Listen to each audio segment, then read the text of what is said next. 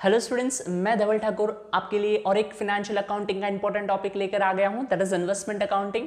हमारे चैनल पर already financial accounting से related internal reconstruction, buyback of shares के इंट्रोडक्टरी पार्ट के वीडियोस ऑलरेडी पोस्टेड हैं।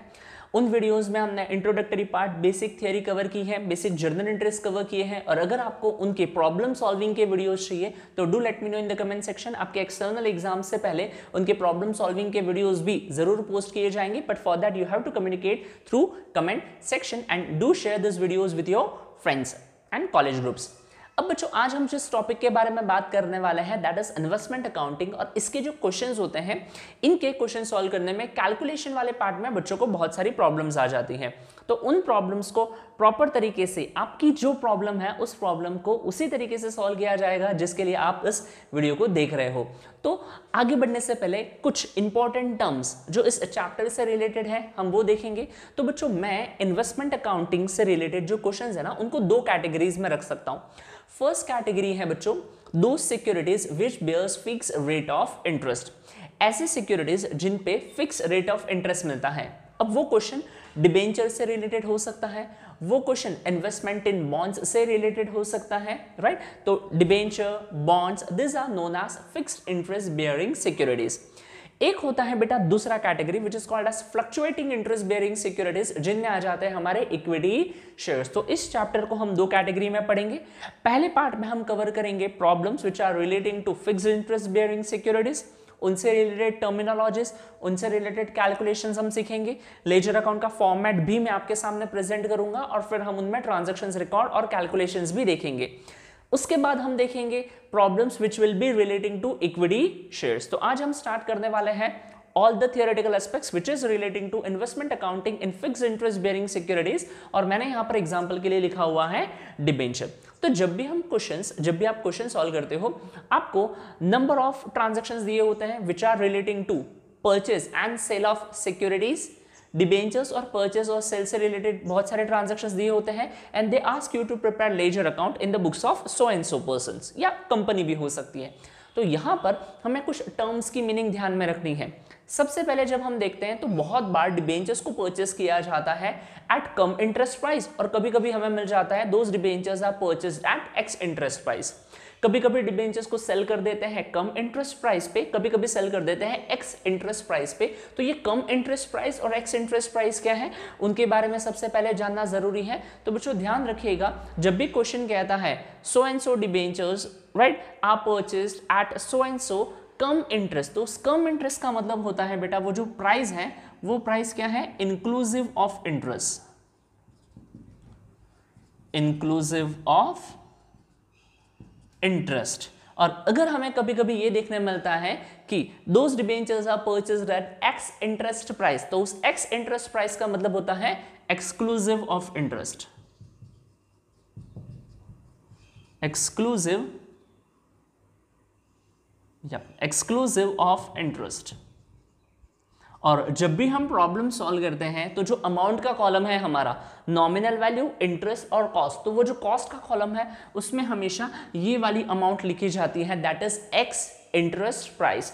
तो all the transactions are recorded in the books of accounts at ex interest price. और अगर question में कभी कभी उन्होंने हमें कम इंटरेस्ट दे दिया है, क्वेश्चन में उन्होंने हमें कभी क्या दे दिया है, कम इंटरेस्ट प्राइस दिया है, और उस कम इंटरेस्ट प्राइस को हमें किस पे कन्वर्ट करना होगा, एक्स इंटरेस्ट पे। क्यों एक्स इंटरेस्ट में कन्वर्ट करना है, क्योंकि जो मैं आपको फॉर्मेट बताऊंगा उसमें जो कॉस्ट का कॉलम होगा उस कॉस्ट के कॉलम में हम सारे सिक्योरिटीज को कौन सी प्राइस पे लिखते हैं, x interest price. Already x interest price है तो कोई प्रॉब्लम नहीं, बट अगर कम इंटरेस्ट प्राइस होगी तो उस कम इंटरेस्ट प्राइस को आप किस में कन्वर्ट करोगे, एक्स इंटरेस्ट प्राइस। सर ये कैसे कन्वर्ट किया जाता है, एक्स इंटरेस्ट प्राइस पे कैसे कन्वर्ट करेंगे, बहुत सिंपल है बच्चों। उस कम इंटरेस्ट प्राइस में से मैं यहां पर आपके लिए लिख लेता हूं, कम इंटरेस्ट प्राइस में से अगर आप इंटरेस्ट लेस कर देते हैं, क्या लेस कर देते हैं बच्चों, इंटरेस्ट, उस कम इंटरेस्ट प्राइस में से अगर आप इंटरेस्ट लेस कर देते हैं तो आपको क्या मिल जाएगा, एक्स इंटरेस्ट प्राइस, राइट। ये चीजें आपको और सिंपल लगेगी जब आपके सामने लेजर अकाउंट प्रेजेंट किया जाएगा। अभी तो आप इन सिर्फ टर्मिनोलॉजीज के साथ जान पहचान बना लो ताकि आगे प्रॉब्लम सॉल्व करने में इजी हो जाए। तो कम इंटरेस्ट प्राइस क्या होता है, a price which is inclusive of interest, What is X interest price? A price which excludes interest. Sir ये क्या है कम इंटरेस्ट एक्स इंटरेस्ट? प्रॉब्लम के टाइम और ज्यादा डिटेल में देखेंगे, अभी तो सिर्फ टर्म से जान पहचान बनाएंगे ताकि प्रॉब्लम सॉल्व हो सके। अब हम बात करेंगे कैलकुलेशन ऑफ इंटरेस्ट। ये जो फिक्स इंटरेस्ट सिक्योरिटीज होती हैं उनमें जो इंटरेस्ट है वो बेटा पहले से ही फिक्स्ड होता है। वाइल इशुइंग डिबेंचर्स, जो कंपनी होती है वो बता देती है कि वो डिबेंचर्स कब पे करेगी, साल में एक बार, साल में 2 बार। तो आपको उन ड्यू डेट्स के दिन इंटरेस्ट ड्यू की एंट्री तो रिकॉर्ड करनी ही होती है, राइट। तो जब भी हम बात करेंगे कैलकुलेशन ऑफ इंटरेस्ट, तो सर क्वेश्चन में बहुत बार इंटरेस्ट कैलकुलेट करना पड़ता है, हमको समझ में आता ही नहीं कि इंटरेस्ट कैलकुलेट करना है या इंटरेस्ट कैलकुलेट नहीं करना है। बहुत बार आपने डेफिनेटली ये प्रॉब्लम फेस किया होगा कि आपको यही समझ में नहीं आ रहा है कि सर इस ट्रांजैक्शन के लिए इंटरेस्ट करूं, इसके लिए नहीं करूं, सर इस बार किया है उस बार नहीं किया है। तो करना कब है इंटरेस्ट कैलकुलेट? तो बच्चों you have to calculate interest. Do remember जो बताने जा रहा हूं, और ये मेरी एक लाइन आपका पूरा चैप्टर में इंटरेस्ट कैलकुलेशन बहुत बहुत बहुत ही इजी बना देंगी। और ध्यान से सुनिए क्या है, you have to calculate interest for each and every transaction. ध्यान से, ऑब्वियसली स्टार कोने में टर्म्स एंड कंडीशंस अप्लाई है, ध्यान से सुनिए। You have to calculate interest for each and every transaction from the date of transaction to the last date of interest. I repeat, आपको जितने भी ट्रांजैक्शन होंगे, वो परचेस का ट्रांजैक्शन है, वो सेल का ट्रांजैक्शन है, वो ओपनिंग बैलेंस है, वो क्लोजिंग बैलेंस है, जितने भी ट्रांजैक्शन है, आपको हर ट्रांजैक्शन के लिए इंटरेस्ट कैलकुलेट करना है। सर कब से कब तक का इंटरेस्ट कैलकुलेट करना है? वही तो बता रहा हूं, from the last date of interest to the date of transaction. लिख के रहते हैं you have to calculate interest on due date. ये तो हम जानते हैं कि सर ड्यू डेट के दिन इंटरेस्ट कैलकुलेट करना पड़ता है, बट सर बाकी टाइम हमें समझ में नहीं आता है। बाकी टाइम के लिए भी समझ में आएगा, और अगर मैं कह दूं ऐसे सबके लिए भी समझ में आएगा तो भी सही है। और क्या है, you have to calculate interest for calculate interest for all transactions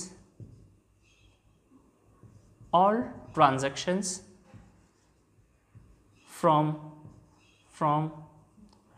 last date of interest to the date of transaction। यह आप नोट डाउन करके रख सकते हैं, और यह आपके लिए बहुत अच्छे से इफेक्टिवली और इफिशिएंटली काम करेगा। So you have to calculate interest for each and every transaction from the last date of interest to the date of transaction. आप ओपनिंग बैलेंस लिख रहे हो, चेक कीजिए लास्ट डेट ऑफ इंटरेस्ट क्या थी, डेट ऑफ ट्रांजैक्शन क्या है। अगर दोनों में डिफरेंस है तो इंटरेस्ट कैलकुलेट होगा, अगर दोनों सेम ही डेट हैं तो आप इंटरेस्ट कैलकुलेट नहीं करेंगे। But you have to calculate interest for each and every transaction from the last date of interest to the date of transaction. ये कब करना है बेटा, जब भी क्वेश्चन में डिफरेंस हो। किन दो बातों में डिफरेंस हो, लास्ट डेट ऑफ इंटरेस्ट और डेट ऑफ ट्रांजैक्शन में। इसे अप्लाई कैसे करना है वो मैं आपको प्रॉब्लम्स के थ्रू बताऊंगा, बट ये जो पार्ट है ये बहुत इंपॉर्टेंट है। ये 1 2 3 ये 3 कंसेप्ट्स आपको ध्यान में रखना है। Meaning of come interest price, a price which is the price which is inclusive of interest, जिसमें इंटरेस्ट भी इंक्लूड किया हुआ है। एक्स इंटरेस्ट प्राइस, एक ऐसी प्राइस उन डिबेंचर्स की या उन फिक्स इंटरेस्ट बेयरिंग सिक्योरिटीज की जिसमें इंटरेस्ट इंक्लूड किया हुआ नहीं है। सर ये क्या है, क्वेश्चन में देखेंगे।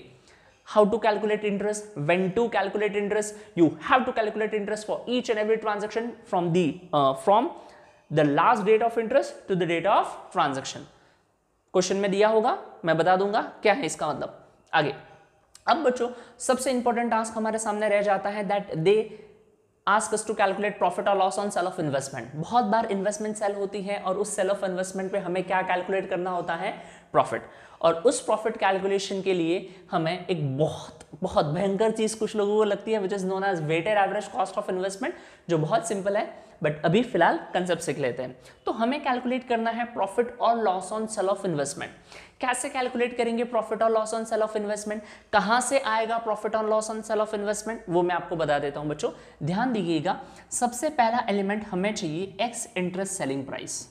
2 एलिमेंट हमें चाहिए, जब तक ये 2 अमाउंट्स नहीं होंगी you won't be able to calculate profit और loss on sale of investment. पहला आपके पास होना चाहिए ex interest selling price. What is ex interest selling price? Sir ex interest मतलब जिस अमाउंट में इंटरेस्ट इंक्लूड नहीं हो। वो कैसे करेंगे सब बता दिया जाएगा, बट मीनिंग तो पता है ना। हाँ, सेलिंग प्राइस क्वेश्चन में दी होगी, या तो वो कम इंटरेस्ट सेलिंग प्राइस होगी या फिर एक्स इंटरेस्ट। सर अगर वो कम इंटरेस्ट प्राइस रही तो उस कम इंटरेस्ट प्राइस में से क्या लेस कर देना, इंटरेस्ट, क्या मिल जाएगी, एक्स इंटरेस्ट प्राइस। परचेस और सेल में कुछ रूल्स कॉमन है। तो हमें चाहिए एक्स इंटरेस्ट सेलिंग प्राइस। हमें इस एक्स इंटरेस्ट सेलिंग प्राइस को कंपेयर करना है with the weighted average cost of investment. Cum interest selling price को किसके साथ कंपेयर करना है, weighted average cost of investment. Sir ये weighted average cost of investment कैसे मिलेगी? अब मैं यहां पर अगर आपके सामने फॉर्मूला लिखूं तो आपको कंफ्यूजिंग डिफिकल्ट लग सकता है, बट जब हम एग्जैक्टली इसे क्वेश्चन में सॉल्व करेंगे आपको बिल्कुल भी डिफिकल्ट और कंफ्यूजिंग नहीं लगेगा। तो इस फॉर्मूला को हम फॉर्मेट के साथ ही डिस्कस करते हैं। इन दोनों को हमें कंपेयर करना है, मैं नहीं कह रहा हूं कि लेस करना है, क्या करना है, कंपेयर करना है। और थोड़ा तो हम जानते हैं, अगर सेलिंग प्राइस ज्यादा है, क्या ज्यादा है बच्चों, if selling price is more than weighted average cost of investment. कहने का मतलब है अगर सेलिंग प्राइस ज्यादा है कॉस्ट ऑफ इन्वेस्टमेंट से, तो सेलिंग प्राइस ज्यादा है तो क्या होगा बेटा हमें, सर सेलिंग प्राइस ज्यादा है तो हमें क्या होगा, प्रॉफिट। और अगर सेलिंग प्राइस कम है और कॉस्ट ज्यादा है तो हमें क्या होगा, loss on sale of investment. तो इन प्रॉफिट और इन लॉस को हम कैसे और कहाँ रिकॉर्ड करेंगे ये भी हम देखेंगे। और ये सारी चीजें देखने के लिए मैं अभी आपके सामने प्रेजेंट करने वाला हूँ format of investment accounting. Ledger account का फॉर्मेट प्रिपेयर करूंगा जिसमें मैं बताऊंगा कि कौन सा साइड पे कौन सा ट्रांजेक्शन रिकॉर्ड करना है, सारी कैलकुलेशन कैसे करनी है, कम इंटरेस्ट प्राइस और एक्स इंटरेस्ट प्राइस के कंसेप्ट्स भी हम साथ साथ में डिस्कस करेंगे। तो फॉर्मेट मैं आपके लिए लेके आ रहा हूं इन 3, 2, 1। ओके स्टूडेंट्स, तो अब हम स्टार्ट करते हैं इन्वेस्टमेंट अकाउंटिंग का लेजर अकाउंट। जैसे मैंने कहा गया था, ये लेजर अकाउंट मैं आपको बताने वाला हूं कि किस पार्ट में किस ट्रांजैक्शंस को रिकॉर्ड करता है, लिखना कैसे है। प्रॉब्लम तो जब हम सॉल्व करेंगे तब पता चलेगा, बट ओवरऑल फॉर्मेट कैसा होता है, डेबिट साइड में क्या रिकॉर्ड होता है, क्रेडिट साइड में क्या रिकॉर्ड होता है, इन सारी चीजों के बारे में हम बात करने वाले हैं। स्टार्ट करते हैं बच्चों। यहाँ पर हेडिंग के फॉर्म में मैंने लिखा हुआ है इन the books of dash dash dash. अब जो भी वो पर्सन या जिस भी कंपनी के लिए आप अकाउंटिंग करोगे तो नाम दिया होगा, तो हम उनके लिए अकाउंटिंग करेंगे, तो इन the books of Ram Shyam Ghanshyam जो भी होंगे। Investment account of 10% debenture, 12% debentures, जो भी क्वेश्चन में दिया हो वो लिखा जाएगा। फॉर द ईयर एंडेड लिखा जाएगा, and along with that if you can do write due dates for the interest, जो आपको क्वेश्चन सॉल्व करने में हेल्प करेंगे। क्योंकि कभी कभी क्वेश्चन ऐसा आएगा जिसमें साल में सिर्फ एक ही बार इंटरेस्ट दिया जाएगा, कुछ क्वेश्चन ऐसे आएंगे जिसमें हाफ ईयरली इंटरेस्ट ड्यू होगा, और कुछ क्वेश्चन ऐसे भी हो सकते हैं जिसमें इंटरेस्ट ड्यू कैसे हो रहा है, क्वार्टरली। तो जब इतनी वेरिएशंस हैं इंटरेस्ट ड्यू के डेट्स में, तो हम कैसे ध्यान रखेंगे, बताया ना आपका, from the last date of interest to the date of transaction. आगे बढ़ते हैं, बताता हूं, डोंट वरी। तो ये बच्चों हमारा इन्वेस्टमेंट अकाउंटिंग है। अगर आप ध्यान से देखोगे ना तो ये है normal ledger account, date, particular, amount, but यहां पर सिर्फ अमाउंट के 3 कॉलम है, नॉमिनल वैल्यू, इंटरेस्ट और कॉस्ट। अगेन डेट, पर्टिकुलर और अमाउंट के कितने, 3 कॉलम है, nominal value, interest and cost. ऐसा क्यों है, बिकॉज हमें प्रॉपरली रिकॉर्ड रखना है कि कौन सा पार्ट किसका एलिमेंट है। नॉमिनल वैल्यू कितनी थी, what is nominal value, face value of the security, कितना उस शेयर, कितना उस डिबेंचर का नॉमिनल वैल्यू है, रजिस्टर्ड वैल्यू है। हम कहते हैं ना, a debenture of ₹100 each, a debenture of ₹100 each was purchased at 99 cum interest, 99 ex interest, तो वो था कितने का, वो बेटा हमारा नॉमिनल वैल्यू का कॉलम है। इंटरेस्ट में हमें ये देखना है कि उस पर्टिकुलर सिक्योरिटी पे कितना इंटरेस्ट बेयरिंग है, वो कम इंटरेस्ट है, एक्स इंटरेस्ट है, कब कैलकुलेट होगा हम जान चुके हैं, यहाँ लिखा भी हुआ है, आएंगे उस पर भी। और जो ये हमारा लास्ट का कॉलम है, कॉस्ट का कॉलम, इससे रिलेटेड एक सबसे इंपॉर्टेंट बात याद में रखनी है कि यहाँ पर हम हमेशा एक्स इंटरेस्ट प्राइस ही रिकॉर्ड करेंगे। कॉस्ट कॉलम में हमेशा कौन सा अमाउंट रिकॉर्ड किया जाएगा बेटा, जो क्या है हमारा एक्स इंटरेस्ट प्राइस। मतलब कॉस्ट कॉलम में कभी भी कम इंटरेस्ट प्राइस वाली अमाउंट नहीं लिखी जाएगी, हमेशा कौन सी लिखी जाएगी, एक्स इंटरेस्ट प्राइस। सर अगर क्वेश्चन में कम इंटरेस्ट दे दी है तो हम उस कम इंटरेस्ट को किसमें कन्वर्ट कर लेंगे, एक्स इंटरेस्ट में। सर कैसे करेंगे, कम इंटरेस्ट प्राइस में से हम इंटरेस्ट क्या कर लेंगे, माइनस। सर इंटरेस्ट किस पे कैलकुलेट होता है, क्या आप जानते हो, in case of debentures, in case of fix interest bearing securities, interest किस पे कैलकुलेट होता है, do remember, in case of fix interest bearing securities interest is calculated on, यहां पर हम लिखेंगे in case of fix interest bearing securities, I hope आप full form लिख पाएंगे। Fixed interest bearing securities, example debentures and bonds. In case of fixed interest bearing securities, वैसे shares पे भी डिविडेंड नॉमिनल वैल्यू पे ही मिलता है, फिक्स्ड इंटरेस्ट बेयरिंग सिक्योरिटीज पे या interest is calculated on nominal value। जो उस शेयर की डिबेंचर की नॉमिनल वैल्यू होगी, उस नॉमिनल वैल्यू पे आप क्या कैलकुलेट करोगे? इंटरेस्ट। क्लियर? कॉस्ट पे, एक्स इंटरेस्ट प्राइस पे इंटरेस्ट कैलकुलेट नहीं होता है, इंटरेस्ट हमेशा किस पे कैलकुलेट होगा? नॉमिनल वैल्यू पे। लेट्स से आपने 10,000 के डिबेंचर्स 9,000 में परचेस कर लिए, इंटरेस्ट 10,000 पे ही कैलकुलेट होगा। आपने 10,000 के डिबेंचर्स 20,000 में परचेस कर लिए, इंटरेस्ट 10,000 पे ही कैलकुलेट होगा, because interest is always calculated on nominal value. इस कॉलम में जो अमाउंट लिखेंगे उस पे हम क्या कैलकुलेट कर लेंगे? इंटरेस्ट। सर ये क्या लिखा है आपने? सबसे पहला aspect, to balance brought down. Investment क्या होता है बेटा? एसेट्स होता है, and assets indicate debit balance. Assets indicate debit balance, that's why the opening balance of those investment will be recorded on debit side of investment account, और उसे क्या लिखना है? To balance brought down. Question क्या लेगा कि mister Rajesh had following debentures, mister Ram had following debentures, the opening balance of debenture was so and सो। मतलब वो कहना चाहते हैं कि उस पर्सन के पास पहले से डिबेंचर्स थे, और पहले से डिबेंचर्स थे तो वो क्या रिप्रेजेंट करते हैं? Opening balance. और ओपनिंग बैलेंस को क्या लिखा जाता है? To balance brought down. ये क्या है बच्चों? This is opening balance. Sir opening balance वाले में भी nominal value, interest, cost, nominal value question की दी हुई होगी, कॉस्ट भी क्वेश्चन की दी हुई है, और अगर इंटरेस्ट, सर क्या नॉमिनल ओपनिंग बैलेंस में भी इंटरेस्ट कैलकुलेट करना पड़ सकता है? मैंने कहा ना, you have to calculate interest for each and every transaction from the last date of interest to the date of transaction. जितने ट्रांजैक्शंस होंगे सबके लिए इंटरेस्ट कैलकुलेट करना है। चेक कर लीजिएगा कि कहीं दोनों डेट्स में कुछ डिफरेंस तो नहीं है। अगर लास्ट डेट ऑफ इंटरेस्ट 31 दिसंबर था और ओपनिंग 1 जनवरी है, तो बिंग गैप में कोई डिफरेंस नहीं है, तो इंटरेस्ट कैलकुलेट नहीं होगा। वरना जब दोनों डेट्स में डिफरेंस है, लास्ट डेट ऑफ इंटरेस्ट में और डेट ऑफ ट्रांजैक्शन में, तब हमें इंटरेस्ट कैलकुलेट करना ही पड़ेगा। और जानबूझ के वो वैसे क्वेश्चंस देते हैं जिसमें आपको इंटरेस्ट कैलकुलेट करना पड़ेगा। वो ईयर एंड दे देंगे आपको,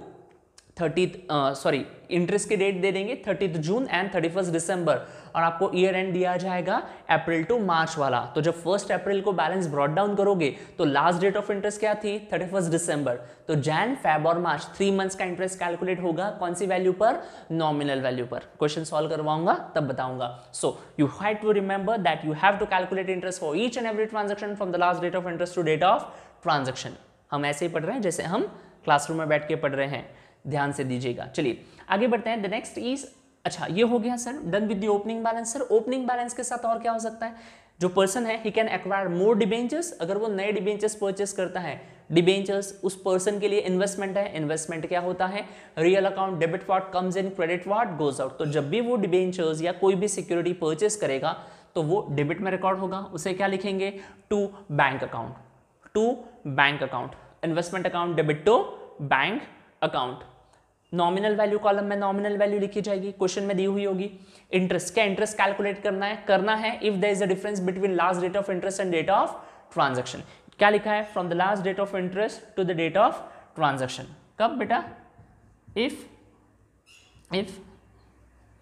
there is difference between those dates, वो जो डेट्स हैं, दो डेट हैं, लास्ट डेट ऑफ इंटरेस्ट और डेट ऑफ ट्रांजैक्शन में अगर डिफरेंस है तो आपको इंटरेस्ट कैलकुलेट करना ही है। इंटरेस्ट आ जाएगा। यहां क्या लिखना है सर? यहां कॉस्ट में कम इंटरेस्ट प्राइस देखेंगे। सर कम इंटरेस्ट दी हुई होगी तो उस कम इंटरेस्ट में से ये इंटरेस्ट माइनस कर लो, वो अपने आप किस में कन्वर्ट हो जाएगी? एक्स इंटरेस्ट में। कैसे होगी? प्रॉब्लम सॉल्विंग के टाइम देखेंगे। अभी आपको ये देखना है कि लिखना कहां होता है। ओपनिंग बैलेंस डेबिट में, परचेस डेबिट में। ओपनिंग बैलेंस को क्या लिखना है? To balance brought down. Purchase को क्या लिखना है? To bank. अभी आपको ये सीखना है।